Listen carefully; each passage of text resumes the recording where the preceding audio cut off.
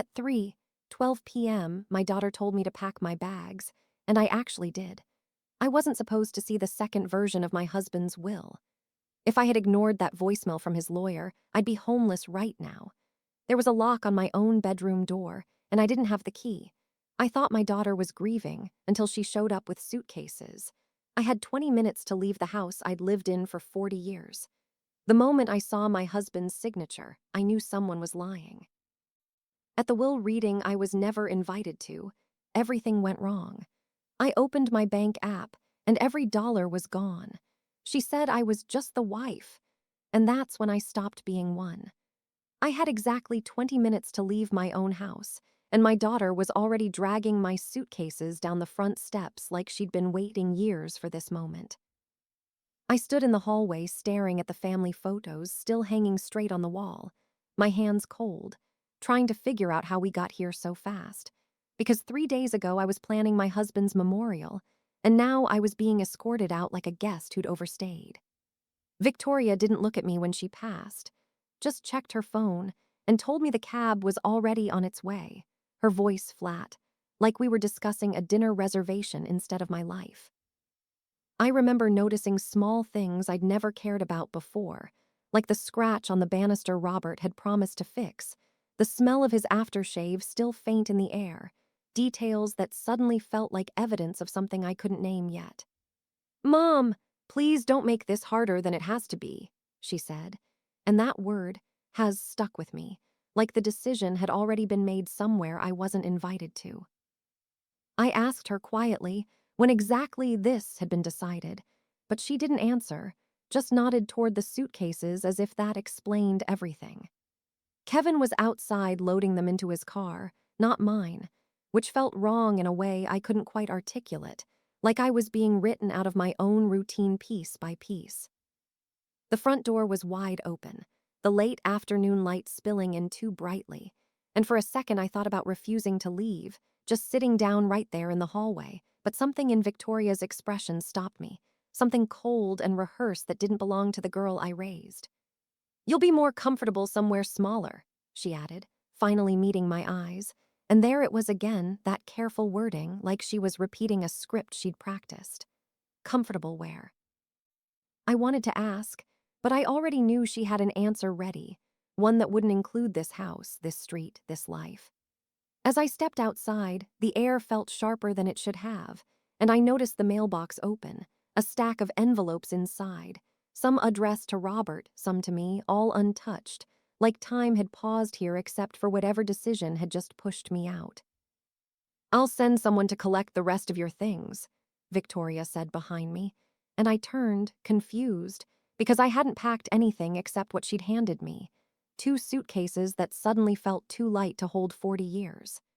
That's when I realized I hadn't seen a single document, not a will, not a letter, nothing official, just her words and her urgency, and something about that silence felt louder than anything she'd said.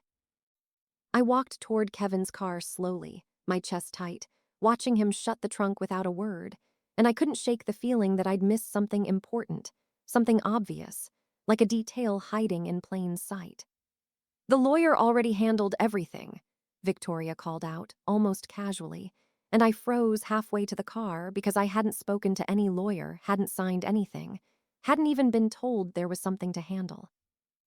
I turned back to her, the question already forming, but she just smiled, small and controlled, like she was waiting for me to catch up to a conversation I'd never been part of.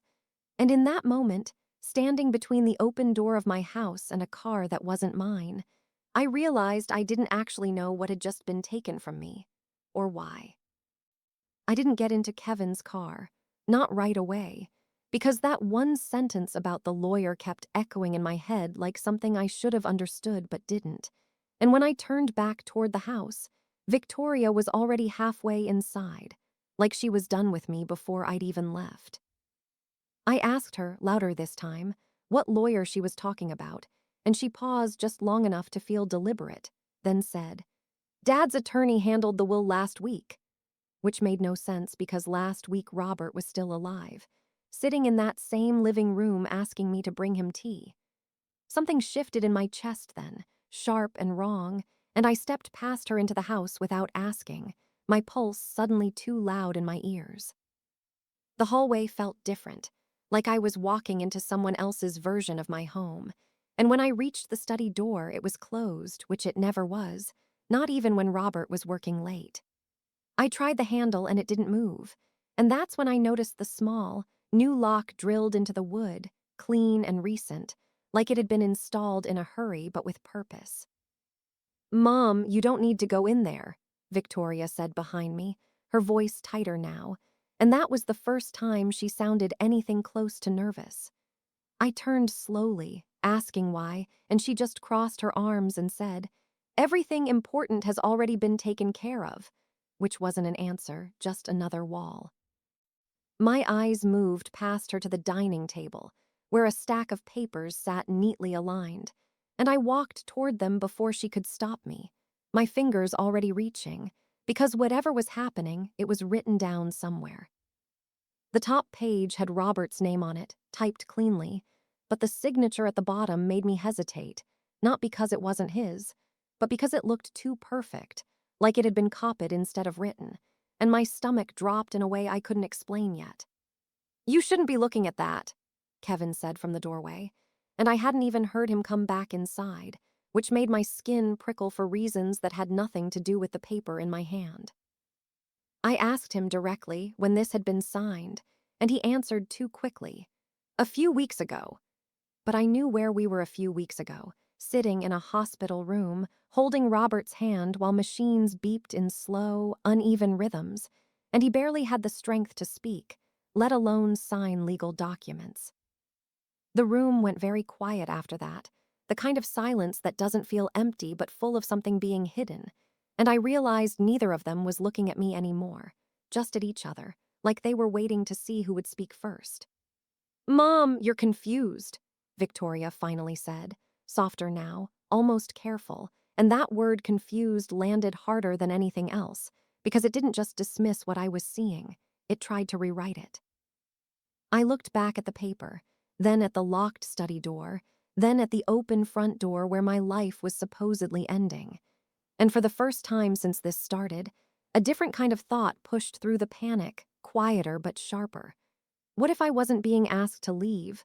What if I was being pushed out before I could find something they didn't want me to see? I set the paper down slowly, watching their reactions more than the document itself, and that's when I noticed Kevin's phone light up in his hand, a message flashing across the screen for just a second before he turned it away. But it was long enough for me to read 3 words that didn't belong in this moment at all. "She knows already. She knows already." The words didn't just sit on Kevin's screen. They snapped everything into place so fast it made me dizzy. And before either of them could say anything else, I walked straight past them and grabbed my coat off the chair like I was leaving. Like I'd accepted whatever version of reality they'd been feeding me. Because suddenly I needed them to think that. "Fine," I said, my voice steadier than I felt. "I'll go." And I saw the relief flicker across Victoria's face, quick and ugly, like she'd been holding her breath this whole time, which told me more than anything she'd actually said. I stepped outside into the cold air, my hands shaking just enough to make it real, then walked down the driveway without looking back until I reached the sidewalk, because I needed distance, needed space to think, needed one thing they couldn't control: my phone. I hadn't called anyone yet, not the police, not a friend, not even a lawyer, because I didn't know what was real. But I knew one thing now with absolute clarity. I had never been told about any will reading, never signed anything, never even spoken to Robert's attorney after his death. And that wasn't confusion, that was absence, deliberate and clean. So I didn't get into Kevin's car when he pulled up beside me. Didn't answer when Victoria rolled down the window and told me to hurry. I just kept walking until they had no choice but to circle back or leave me. And when they finally drove off, I turned the corner and called the only number I could remember without looking it up.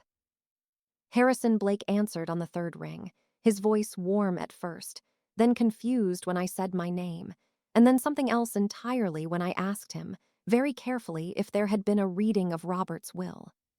There was a pause, not long, but heavy. And then he said, "Margaret, we've been trying to reach you for 3 days." And the world narrowed to a single, sharp point.